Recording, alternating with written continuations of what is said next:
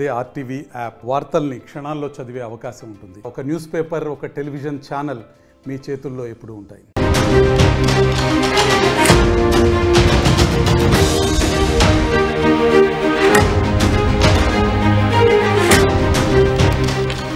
Breaking news. Pakistan ఆక్రమిత Kashmir పీఓకేలో bomb పేలుడు సంభవించింది.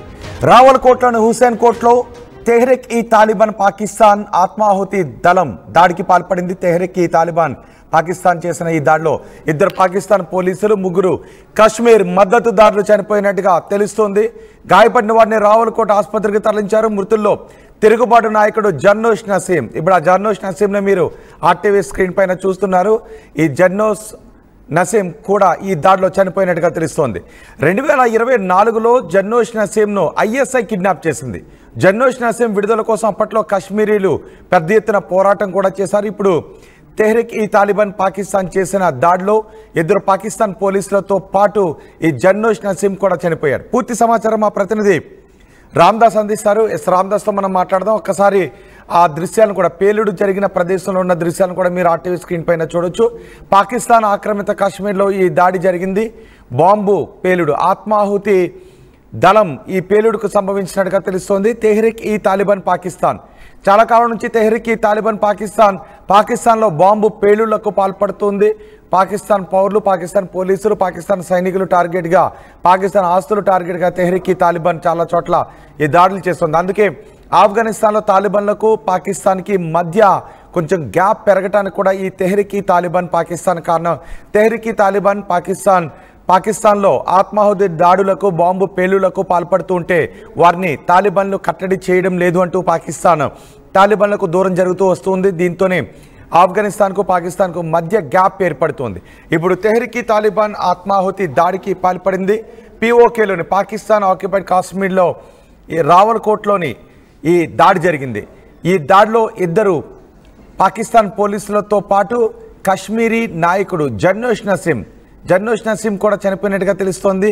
అది ఎవరిని టార్గెట్ చేసుకుని దాడిలోకి పాల్పడ్డారు అనేది మాత్రం ఇంకా వెల్లడించాలి. కాశ్మీరీ నాయకుడు జర్నోష్ నసీం ఈ దాడిలో మరణించడంతో ఒక్కసారిగా కలకలం చెలరేగింది.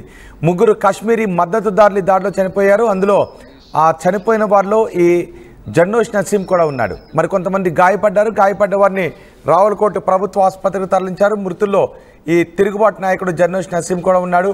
జర్నోష్ నసీంని అప్పట్లో 2024లో లాస్ట్ ఇయర్ ఆగస్టులో ఐఎస్ఐ కిడ్నాప్ చేసింది. ఐఎస్ఐ కిడ్నాప్ చేస్తే అతని విడుదల కోసం పెద్ద ఎత్తున కాశ్మీరీలు పోరాటం కూడా చేశారు. ఆ పోరాటాన్ని అణిచివేయడానికి ప్రయత్నాలు చేసినప్పటికీ పోరాటాన్ని మాత్రం అప్పట్లో ఉధృతంగానే చేశారు.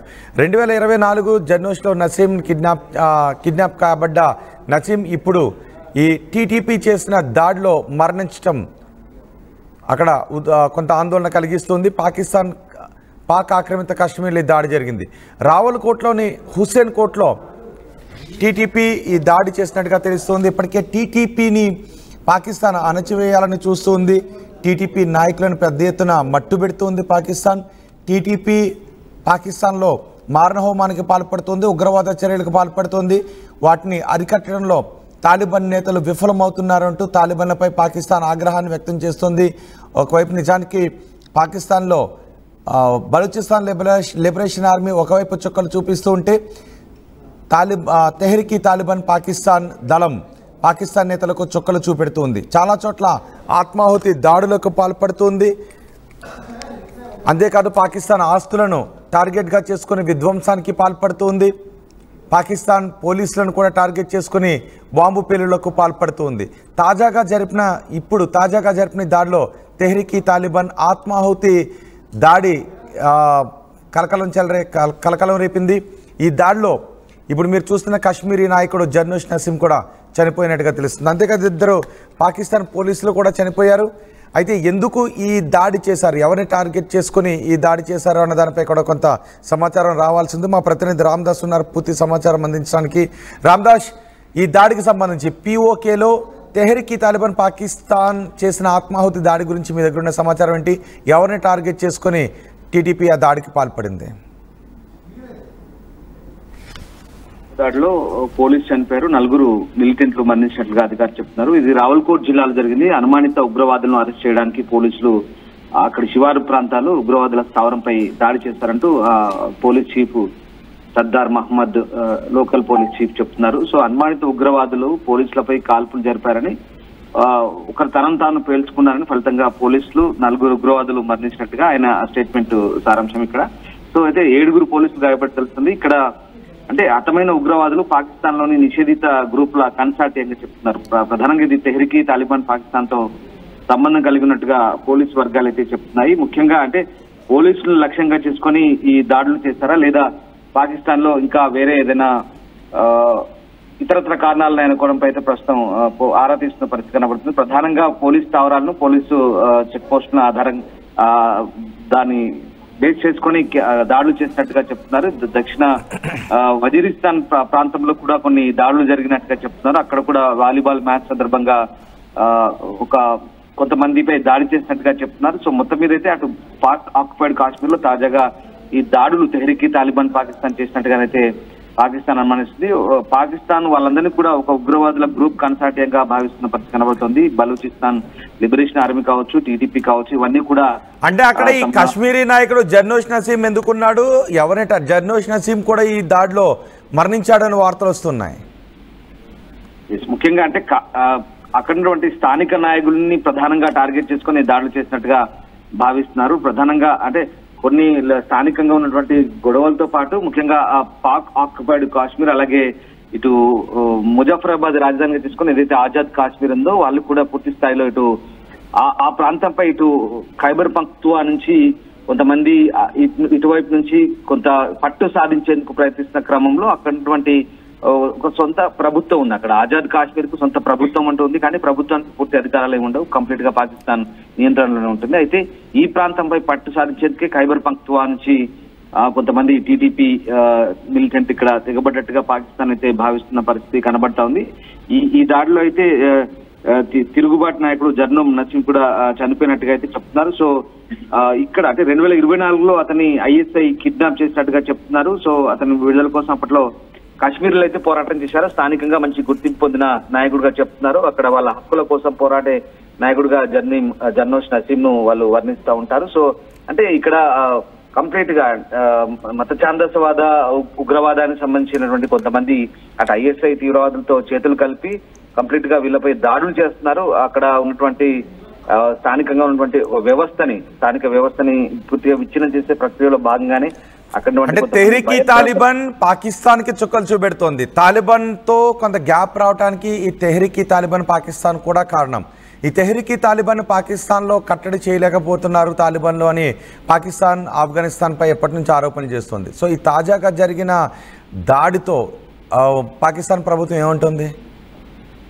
అంటే తాజాగా జరిగిన దాడికి సంబంధించి ముఖ్యంగా పాకిస్తాన్ ప్రభుత్వం సంబంధించినటువంటి అక్కడ పోలీసు అధికారులు మరణించారు. ఇది అంటే వాళ్ళపై దాడిగా, ప్రభుత్వంపై దాడిగానే పరిగణిస్తున్న పరిస్థితి కనబడుతుంది. ఇక్కడ వీళ్ళ హిట్ లిస్ట్ లో ఉన్నారు వీళ్ళంతా కూడా. అండ్ ఈ ఉగ్రవాద గ్రూపులు కానీ ముద్ర వేశారు. ఇక్కడ పాకిస్తాన్ కొన్ని ఇందాక చెప్పినటువంటి సంస్థలు ఏవైతే ఉన్నాయో, కొన్ని బలూచిస్తాన్ మానవ హక్కుల సంఘాలు BYC అని అంటారు, యాంగ్ జాతీ కౌన్సిల్ అంటారు, అలాగే ఈ తెహ్రీకి తాలిబాన్ పాకిస్తాన్ కావచ్చు, ఇంకా కొన్ని నిషేధిత మిలిటెంట్ సంస్థలు దాదాపు 16 వరకు కూడా ఉన్నట్టుగా చెప్తున్నారు. ఇవన్నీ కూడా కొన్ని మణగడలో ఉన్నాయి, కొన్ని ఇటు ఉనికి లేదు. సో ఇదే ముఖ్యంగా ఇక్కడ BLA అలాగే TTP ఈ రెండు మాత్రమే పాకిస్తాన్ కు పక్కలో బల్లెంలా మారిన పరిస్థితి కనబడుతుంది. ఇటు బలూచిస్తాన్ ప్రావిన్స్ కావచ్చు, ఇటు ఖైబర్ పఖ్తూన్ఖ్వా ప్రావిన్స్ కావచ్చు, వీళ్ళంతా కూడా ఈ రెండు వైపుల నుంచి కంప్లీట్ గా పాకిస్తాన్ లో కొంత భాగాన్ని పూర్తి స్థాయిలో అలజడి సృష్టిస్తున్న పరిస్థితి కనబడుతోంది.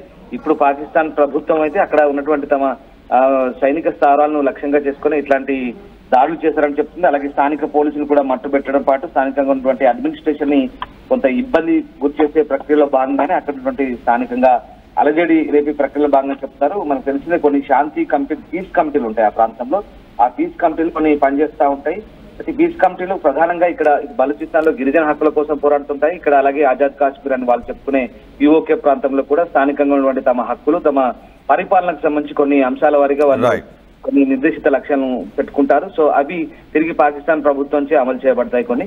సో ఇట్లాంటి క్రమంలోనే వీళ్ళందరిపై కూడా దాడులు జరుగుతున్నాయనే వాదన అయితే వినిపిస్తుంది. అంటే ఆ ప్రాంతంలో ఉనికిని చాటుకునేందుకే తెహ్రీకి తాలిబాన్ పాకిస్తాన్ ఈ దాడులకు తెగబడ్డట్టుగా చెప్తున్నారు. మెల్లమెల్లగా ఖైబర్ పఖ్తూన్ఖా నుంచి ముజఫరాబాద్ మీదుగా ఆజాద్ కాశ్మీర్ లోకి ప్రవేశించేందుకే చొరబాట్లనిగానే పాకిస్తాన్ భావిస్తుంది. ఆ చొరబాట్లను నిరోధించేందుకే వాళ్ళు కూడా దాడులు చేస్తున్నారు. కానీ ఇప్పుడు ఇక్కడ వీళ్ళు ఆత్మాహుతి దాడి పాల్పడి స్థానికంగా ఉన్నటువంటి కొంతమందిని మట్టుబెట్టే ప్రయత్నం చేసే భాగంలోనే ఈ దాడి జరిగింది. రైట్ రామ్దాస్, పాకిస్తాన్ ఆక్రమిత కాశ్మీర్ పీఓకేలో ఆత్మాహుతి దాడి జరిగింది. పీఓకేలోని రావల్కోట్లో హుస్సేన్ కోట్ దగ్గర TTP, Taliban, Tehreek Taliban Pakistan group ఈ ఆత్మాహుతి దాడికి పాల్పడింది. ఈ దాడిలో 2 పోలీసులు చనిపోయారు, 3 కాశ్మీర్ మద్దతుదారులు కూడా చనిపోయినట్టుగా తెలుస్తోంది. గాయపడ్డ వారిని రావల్కోట్ ఆసుపత్రికి తరలించారు. మృతుల్లో తిరుగుబాటు నాయకుడు జర్నోష్ నసీం, ఇప్పుడు మీరు ఆర్టీవీ స్క్రీన్ పైన చూస్తున్నారు, ఆ జర్నోష్ నసీం కూడా ఉన్నారు.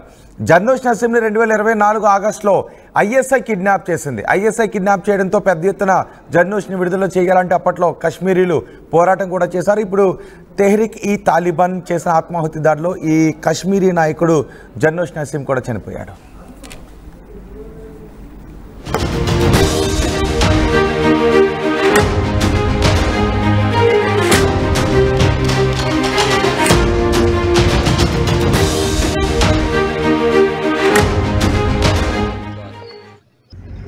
और मैं वो वालदा हूँ जिसका बेटा 13 अगस्त से लापता है, और मैं वो वालदा हूँ जिसके दुख को कोई औरत ही समझ सकती है।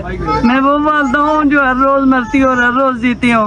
मैं वो वालदा हूँ जो सुबह होती है तो शाम का इंतजार करती हूँ कि शाम को शायद कोई खबर मिल जाए, शाम होती है तो सुबह का इंतजार होता है कि शायद सुबह कोई खबर मिल जाए।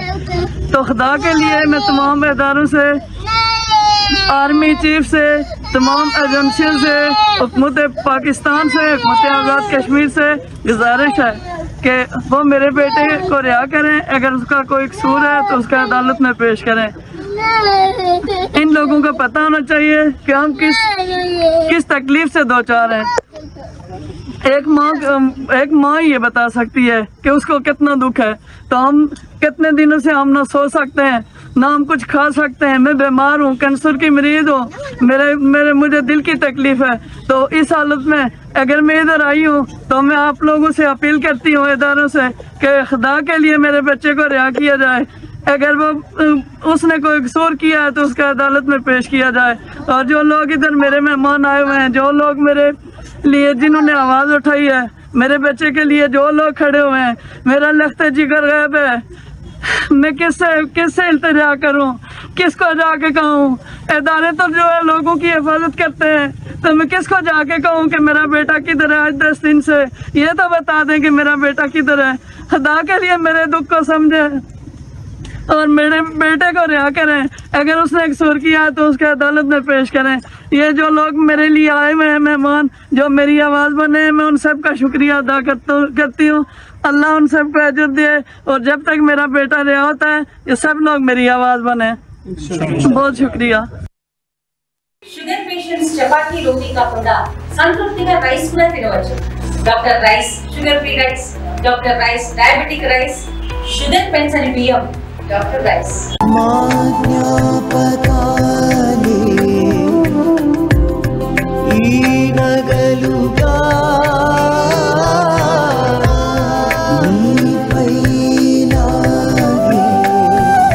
అమ్మాయి గౌరవాన్ని అమ్మలా కాపాడుతుంది గోకులం సిగ్నేచర్ జ్యువెల్స్.